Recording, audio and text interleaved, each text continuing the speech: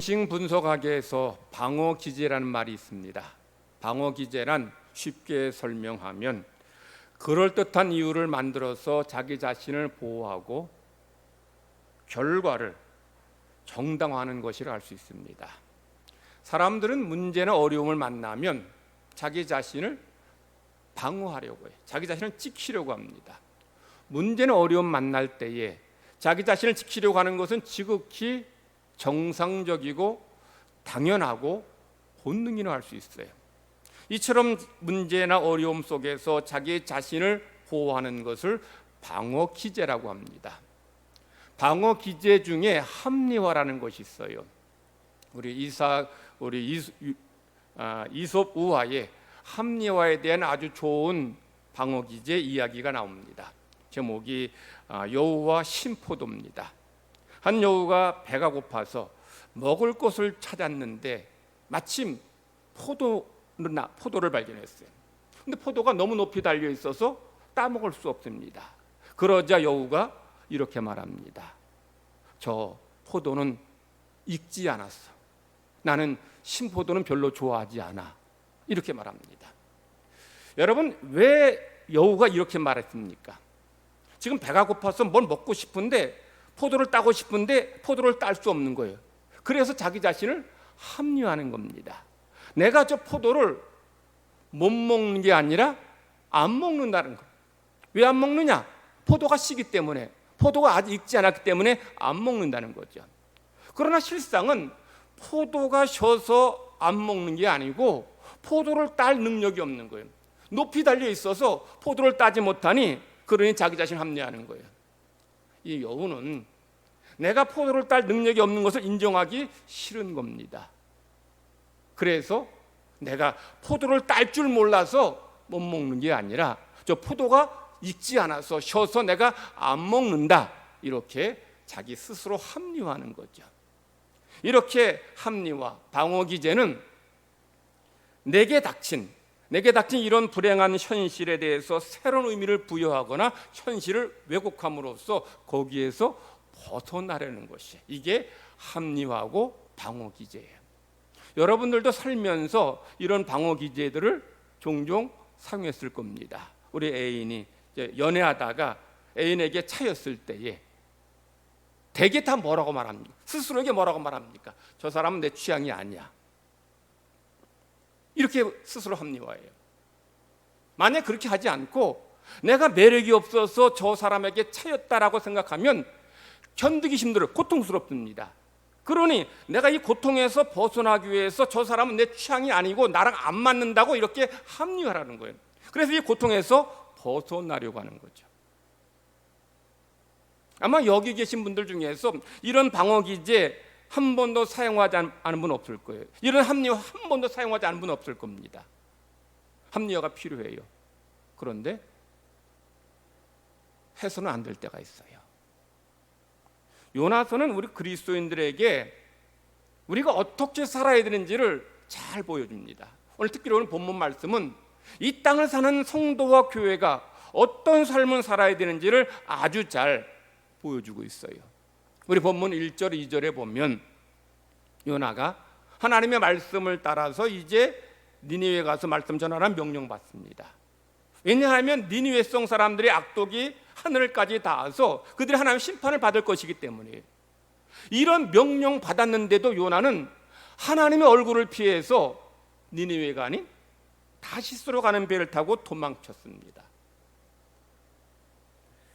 왜 요나가 하나님의 얼굴을 피해서 다시스로 도망쳤을까요? 요나는 하나님이 왜 나를 니느웨에 보내시는지 그 이유를 알았기 때문입니다.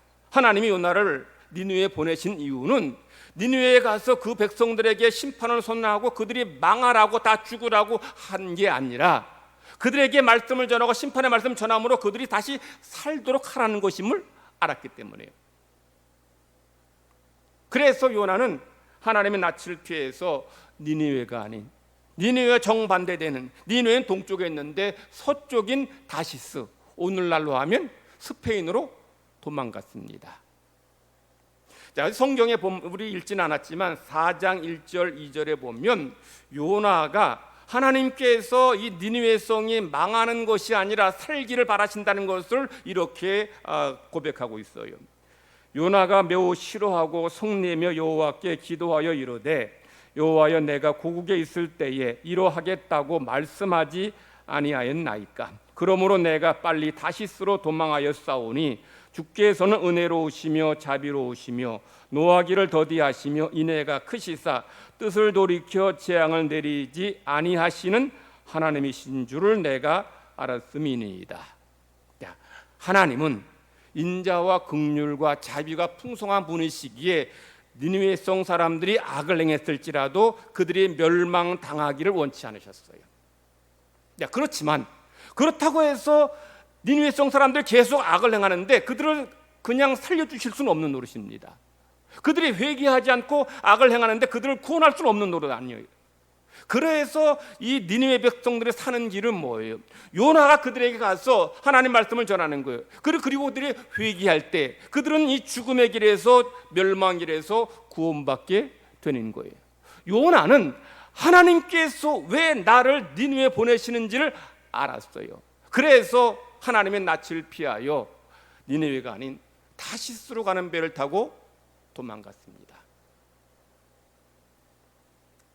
요나서 4장 1절에는 요나가 니느웨 성 사람들이 회개해서 구원받은 것에 대해서 굉장히 분노하고 화를 내고 성내는 것을 보여주고 있습니다. 왜 요나는 이렇게 니느웨 성 사람들을 미워하고 싫어했을까요? 니느웨 성 사람들이 이스라엘을 괴롭혔던 아시리아 사람이기 때문이에요. 이 니느웨는 아시리아의 수도입니다. 그러니 아시리아 사람들이 지금까지 이스라엘을 괴롭히고 못살게 굴고 고통을 주었으니 그들이 망하길 바라는 것은 어찌 보면 당연한 일입니다. 그래서 이 요나는 하나님 말씀을 전하지 않으려고 니느웨가 아닌 다시스로 도망갔어요. 근데 그게 가능합니까? 하나님의 얼굴을 피해서 도망친다는 게 그게 가능하겠다는 거죠. 아무리 요나가 하나님 얼굴을 피해서 다시스로 가는 배를 타고 배 밑창에 들어가 숨었지만 하나님을 피할 수 있을 수 있어요? 결국 하나님께서 그에게 큰 풍랑을 보냅니다. 배가 금방이나 뒤집힐 지경이 됩니다. 자, 이럴 때 이 선장과 뱃사공들은 살기 위해서 세 가지를 해요. 첫 번째는 먼저 선장, 뱃사공들이 믿는 신들에게 우리를 구원해달라고 기도합니다. 하지만 어떤 신이 그들을 구원할 수 있겠어요? 하나님이 내리신 재앙을, 하나님 내리신 풍랑과 바람을 누가 잔잔케 할 수 있겠어요? 그들이 아무리 그들의 믿는 신들에게 기도하고 기도했지만 풍랑은 점점 더 거세집니다. 그래서 2단계로 두 번째로 이 선장과 뱃사공들은 배 안에 있는 짐들을 다 버립니다. 그 짐들 속에는 꼭 배 항해에 필요한 것들도 있고 그들에게 중요하고 소중한 것들도 있었지만 다 버렸어요. 배를 가볍게 해야 그나마 살 가능성이 있기 때문입니다. 그런데 다 버리고 아무리 가볍게 해도 점점 더 풍랑이 더 거세짐으로 배가 뒤집힐 지경이 됩니다. 이제 세 번째로 이 선장과 뱃사공들은 이렇게 큰 풍랑이 온 것은 이건 일반적인 자연현상이 아니라 여기에는 초자연적인 원인이 이유가 있을 것이라고 생각했어요. 즉 이 배 안에 신에게 큰 죄를 범한 사람이 있어서 신이 진노해서 이런 벌을 내리신다고 생각했어요. 그리고 신에게 죄를 지은 사람을 찾기 위해서 제비 뽑았습니다. 당연히 제비는 요나에게 뽑힙니다. 그래서 선장과 뱃사공이 요나에게 묻습니다. 당신은 누구며 무슨 죄를 졌기에 이렇게 큰 풍랑이 왔습니까? 라고 물을 때 요나가 나는 천지 만물을 창조하신 여호와 하나님 믿는 선지자인데 하나님 명령을 순종하지 않아 도망가다가 이렇게 큰 풍랑이 왔습니다라고 사실대로 대답했어요. 그랬더니 이 선장 뱃사공들이 더 두려워합니다. 그들의 생각대로 신의 저주가 임해서 이렇게 큰 풍랑을 만났기 때문이에요. 바다에 바람이 더 거세지고 풍랑이 더 크게 일어나서 금방 배가 뒤집힐 지경이 되자 사색이 된 이 선장과 뱃사공이 다시 요나에게 묻습니다. 여보시오, 우리가 당신을 어떻게 하면 이 바람이 잔잔해지겠소? 어떻게 하면 우리가 구원받겠소? 그때 요나가 뭐라고 대답합니까? 나를 들어 바다에 던지세요.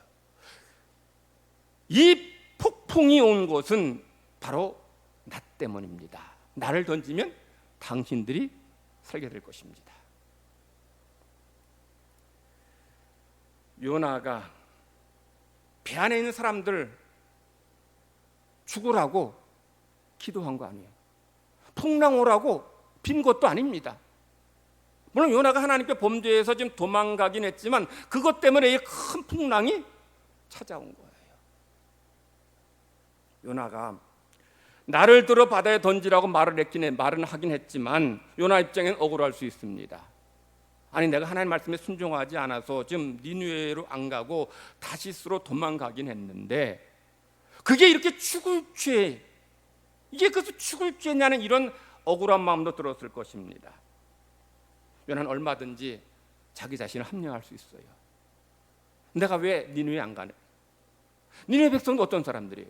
악이 하늘에 닿을 정도로 그들은 큰 죄를 범한 사람들입니다. 더군다나 하나님 백성 이스라엘을 고통스럽게 했고 괴롭힌 민족입니다. 자, 그런 민족이 벌받아 망하는 거 당연하지 않습니까? 요나는 그렇게 생각했어요. 생각할 수 있었습니다. 요나는 이제 이 아시리아가 이 북왕국 이스라엘을 멸망시킬 것 알았습니다. 자, 그래서 요나는 내가 이 니느웨에 가서 하나님 말씀 전하지 않으면 이들은 죄로 인해서 심판받아 멸망당할 것이다. 자, 그러면 우리 북왕국 이스라엘 망하지 않고 죽지 않을 것이다. 자, 니느웨가 망하면 이 아시리아에도 큰 타격이 될 것이고 국력에 큰 손실이 올 거예요. 큰 어려움 겪을 겁니다. 자, 그러면 나라가 약해지면 다른 나라 정복 못할 거 아니에요. 그러니 요나 입장에서는 니느웨 안 가는 게 이게 나라 살리는 길이고 이게 민족을 위한 길이다. 충분히 자기 자신을 합리화할 수 있었어요.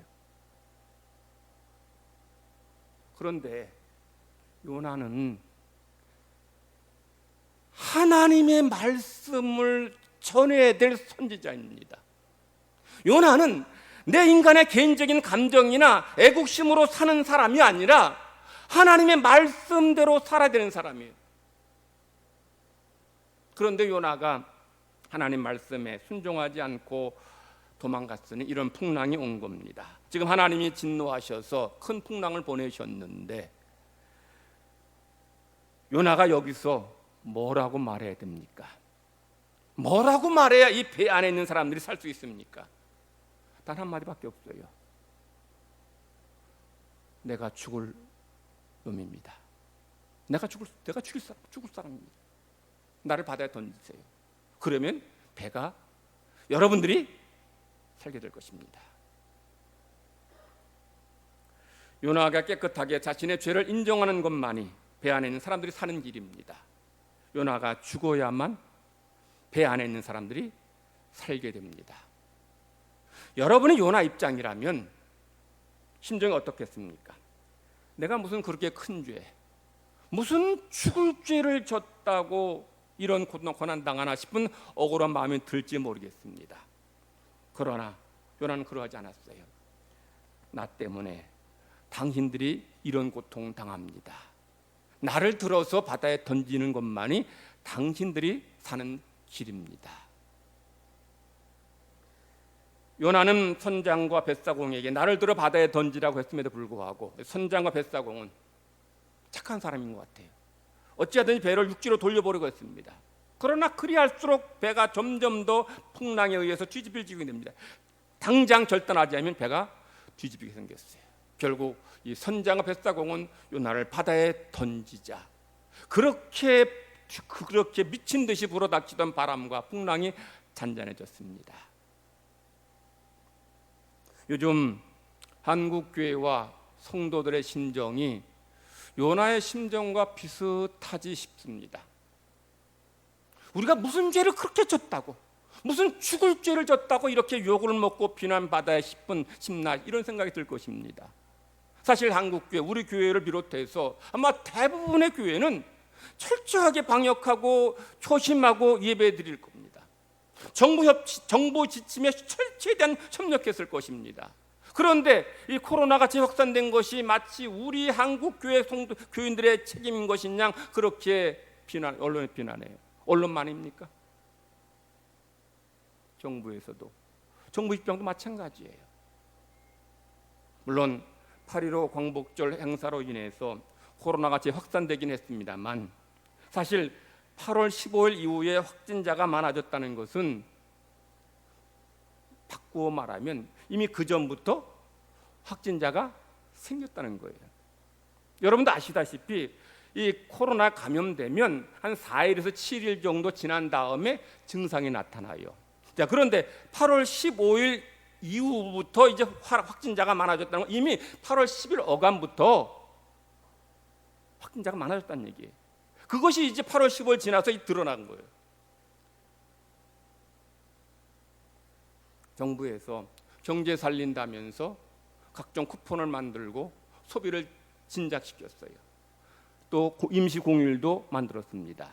그래서 국민들이 긴장을 풀고 산으로 들로 바다로 또 카페로 또 극장으로 놀러 다녔어요. 그래서 코로나가 확진자가 더 많아졌습니다. 정부에서 물론 경제 살리기 위해서 이렇게 코로나에 대한 진작 늦춘 부분이 있어요. 자, 그러면 이런 부분에 대해서 정부가 우리도 좀 잘못했다, 이렇게 한마디라도 정말 자신의 잘못을 인정했으면 좀 덜 속상하고 더 억울해요.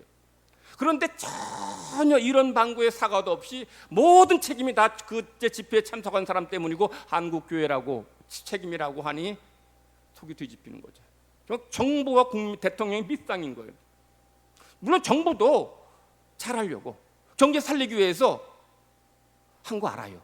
그러면 우리가 경제가 어려워서 경제 살리기 위해서 조금 진장을 좀 푼 면이 있습니다. 우리에게도 잘못한 부분이 있습니다.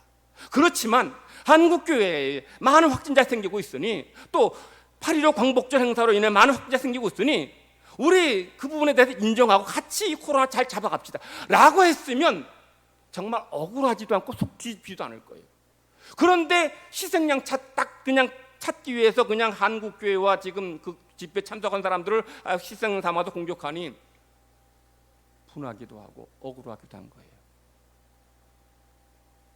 그런데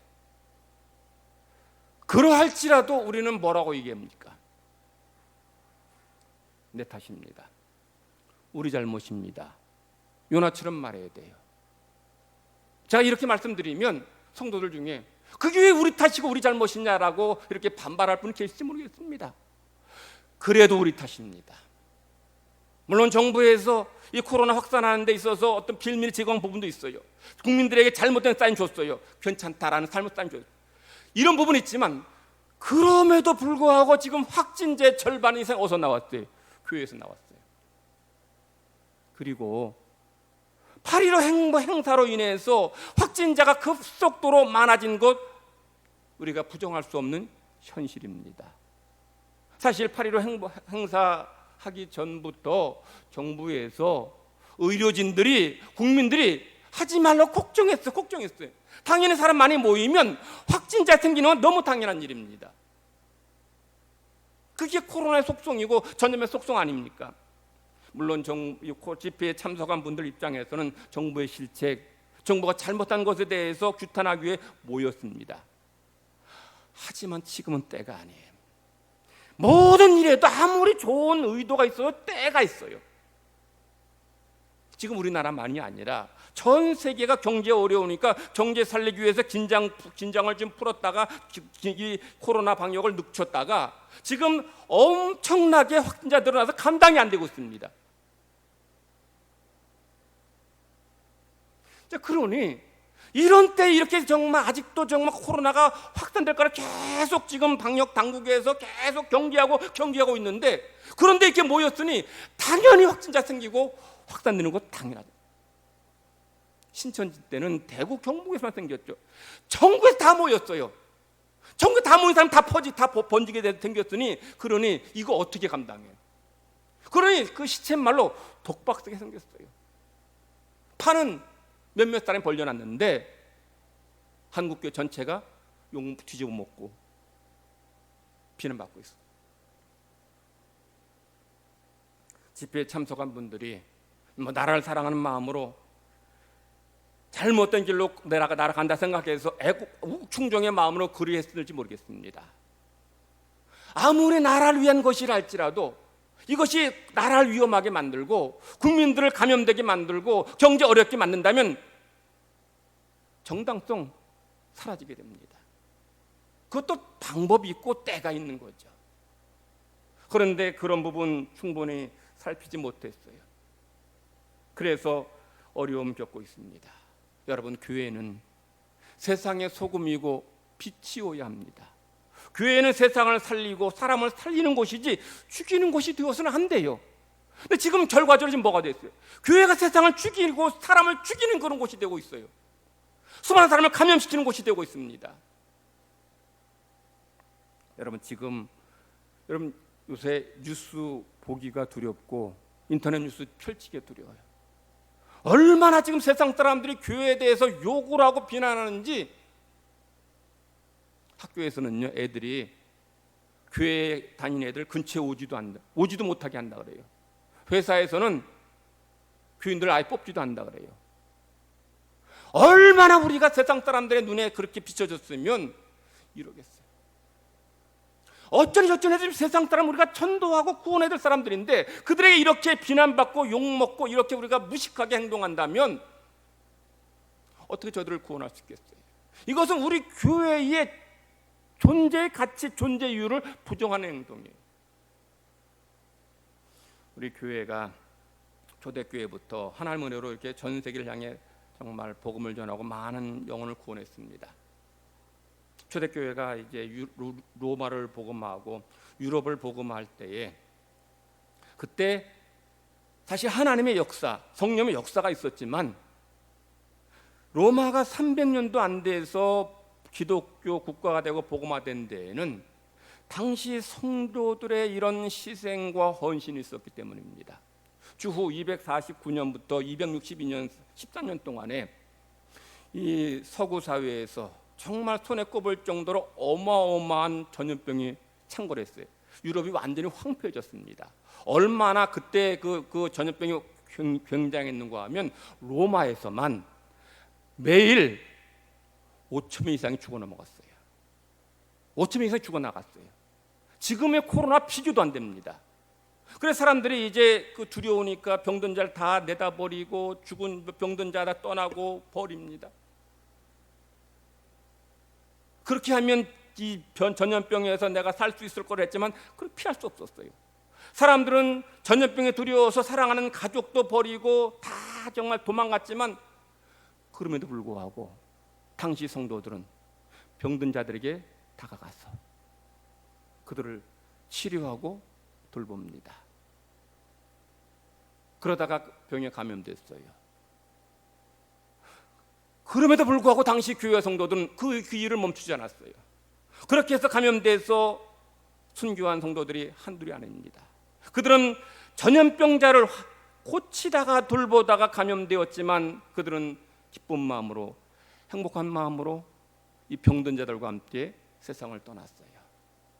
병든 자들을 돌보다가 감염되었기에 더 많은 병든 자들이 교회로 성도들에게 모여들었어요. 그래서 성도는 그들을 돌보고 그들을 끝까지 책임지고 살피고 그들을 섬겼어요. 그래서 그것에 감동된 수많은 사람들이 교회가 기독교가 진짜 생명의 종교라고 믿고 감동받고 주님 앞으로 돌아와서 그래서 300년도 안 돼서 로마가 복음화됐고 유럽이 복음화된 거예요. 이게 교회, 이게 성도의 삶이었습니다. 오늘날의 교회가 당시 성도들처럼 이렇게 내 목숨을 줘가면서까지 전염병에 감염되면서까지 세상 사람을 섬기지는 못해도 세상 사람들 감염시키게 해서는 안 되지 않습니까? 여기에는 지도자의 잘못이 정말 커요. 목사는 강단에서 말하는 사람입니다. 목사는 강단에서 하나님 말씀을 전하는 사람이에요. 근데 목사가 강단이 아닌 세상 정치판에서 말한다면 그건 목사 아닙니다. 더군다나 목사가 하나님 말씀이 아닌 자신의 정치 신념 얘기한다면 목사 아니에요. 목사는 여기 강단에서 나라가 또는 지도자가 백성들이 성도의 죄를 범했을 때 그것을 책망하는 설교를 여기서 해야 돼요. 근데 여기가 아닌 세상 정치판에서 말하고 다니니 그런 사람 어떻게 목사를 할 수 있어요? 더군다나 보통의 사람들은 받아들일 수도 없는, 상식적인 사람이란 받아들일 수 없는 음모론 주장하면서 더 많은 사람 감염되게 하고 죽어가게 하고 있으니 어찌 그런 사람 목사를 하겠습니까? 전광훈 목사 아닙니다. 하나님께 까불지 말라고 이렇게 말하는 사람이 어떻게 목사일 수 있어요? 더군다나 주님 몸된 교회를 무너지게 하는 사람 목사 아닙니다. 교회론조차 모르는 거예요. 교회는 우리 늘 부른 교회만, 사랑제일교회만 교회 아니에요. 모든 교회가 한 몸이에요. 다른 교회를 지금 죽게 만들고 병들게 만들고 지금 상처 준다면 지금 내가 내 몸을 칼로 찌는 거 똑같아요. 그게 미친 사람이지 그게 어떻게 정상적인 목사를 할 수 있어요? 더군다나 정광훈과 그 교회의 잘못으로 인해 교회 전체가 비난받고 욕먹는 것만이 아니에요. 우리 교회도 지금 오늘 사실 같이 그래도 어렵지만 또 이 코로나 때문에 위험하진 않지만 그래도 같이 예배 드리려 했어요. 예배는 우리가 포기할 수 없는 중요한 것이기 때문에. 근데 우리 교회 만약 전국 교회가 지금 다 같이 모여서 예배 못 드리고 있어요. 한두 사람. 그 몇 교회 때문에 지금 이 교회가 이런 어려움 겪고 있는데 이게 얼마나 가슴 아픈 일이에요. 정광훈은 제가 생각할 때 이단이에요. 이단이 생각해요. 한국 교회는 빨리 정광훈을 이단으로 빨리 정죄해서 나머지 교회 성도들을 지키고 보호해야 돼요. 정광훈 정말 신천지 이만희만도 못하지 않습니까? 이만희는 그래도 잘못했다고 그냥 국민 앞에서 엎드려 사죄하긴 했지. 정광훈은 많은 사람 감염시키게 하고 나라 어렵게 만들고 나서도 어떡합니까? 마스크 내려놓고 웃으면서 전화 받고 있었어. 그런 모습 보여주니 국민들 시쳇말로 뚜껑 열렸어요. 거품 물고 욕을 합니다. 지금 신천지에서는 지금 혈장 기증해서 지금 병든 자 고치겠다고 하는데 지금 정광훈은 뭐라 그래요? 지금 정부 고발했어요. 지금 인터넷에 이런 일이 도배되고 있어요. 지금 정부와 여론에서는 지금 어찌하든지 전광훈과 한국교회가 잘못한 것을 찾아내려고 지금 눈을 불하려고 있는데, 근데 거기다 계속 교회를 비난할 거리를 갖다 주고 있어요. 물론 정광훈도 자기 신념대로 행동했을 것입니다. 그건 제가 말씀드린 것처럼 목사는 어디에서 말해야 돼요? 여기서 말해야 돼요. 강단에서 선포해야 돼요. 그리고 여기서 하나님 말씀을 선포해야 돼요.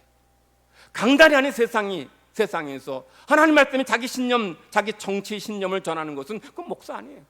그럴 거라면 목사직을 내려놓고 던져놓고 그렇게 해야 돼요. 왜 그거 갖고 있으면서 왜 교회를 어렵게 하고 성도를 고통스럽게 하고 하나님 영광 가리고 있습니까? 그나마 경제가 회복되려는 때에 확진자 또 늘어남으로 얼마나 많은 사람이 지금 죽어가고 있습니까? 고통당하고 있습니까? 여러분들, 제가 인터넷 뉴스 보니까 결혼 못해서 결혼식 잡아놨다가 지역학생 돼서 결혼 못하는 사람들, 경제 어려워서 어려움 당한 사람들 하나같이 지금 막 그냥 아주 분노가 하늘을 찌를 듯해요. 물론 일부러 그런 건 아닙니다. 그렇지만 결과적으로 전공화 교회는 한국 교회를 어렵게 했고 많은 이들 고통 주었고 이 나라 힘들게 만들었습니다. 정부가 잘못한 부분 있어요. 그렇지만 전광훈과 그 집회에 참석한 분들은 기독교를 공격할 빌미를 주었고 그들이 미워하는 정부에 또는 대통령에게 지지율만 높여주고 칼을 쥐어줬어요. 예배 못 드리니 칼을 쥐었다는 거죠. 8.15 집회에 참석해서 감염되었는데도 동선 밝히지도 않고 예배에 참석해서 여기저기 다니면서 감염시킨 사람, 목사가 동선 밝히지 않고 거짓말하고 교회에서 제대로 마스크 쓰지 않고 예배드리고 이렇게 해서 많은 사람을 감염되게 했을 때 한국 국민들 그 사람만 욕하겠어요? 교회 전체 목사 전체 다 똑같이 싸잡아서 욕을 할 겁니다. 8.15 집회는 이미 지난 거라고 칩시다. 그런데 거기서 확진자 많이 생겼으면 지도자가 빨리 성도들한테 빨리 검사받고 자가격리하고 다른 사람이 확진되지 않도록 하라고 이렇게 해서 막아야 되잖아요. 그런데 음모론 주장하니 교인들은 더 피하고 숨으면서 더 전병 확산시키고 있으니 어쩌면 좋습니까? 제가 요나가 위에서 할 말이 많지만 변명하고 자신을 합리화하지 않고 내 탓입니다, 나 때문입니다라고 말했다고 말씀드렸어요. 변명하자면 변명할 게 너무 많습니다. 합리화하자면 합리할 게 너무 많습니다. 하지만 그렇게 변명하고 합리화하면 다시 시작할 수 없습니다. 교회 그러면 망합니다. 하나님 앞에, 민족 앞에, 역사 앞에 우리 탓입니다, 우리 죄입니다. 회개해야 돼요. 그럴 때 다시 하나님께서 우리를 회복시켜 주실 것입니다. 오늘 말씀의 제목이 그래도 나 때문입니다라고 정했습니다. 나라가 어려워지고 세상이 힘들어지고 있는 것, 언론과 정부가 기독교를 비난하는 것 우리 죄 때문이고 우리가 바로 살지 못했기 때문임을 고백해야 됩니다. 정치 신념, 철학도 중요하지만 생명보다 귀하지는 않습니다. 사람을 죽여서까지 그렇게 해서는 안 될 것입니다. 우리 교회가 그래서 교회다워야 하고 성도가 성도다워야 합니다. 세상을 살리는 교회, 세상을 치유하는 성도가 되어야 합니다. 그래서 한국교회 성도들은 나 때문입니다 라고 고백하며 하나님의 긍휼을 구할 때에 하나님 우리를 다시 긍휼히 여겨 주실 줄 믿습니다. 요나가 죽을 자리로 내려갈 때에 산 것처럼 우리가 죽음으로 세상을 살리게 될 줄 믿습니다. 기도하십시다. 하나님,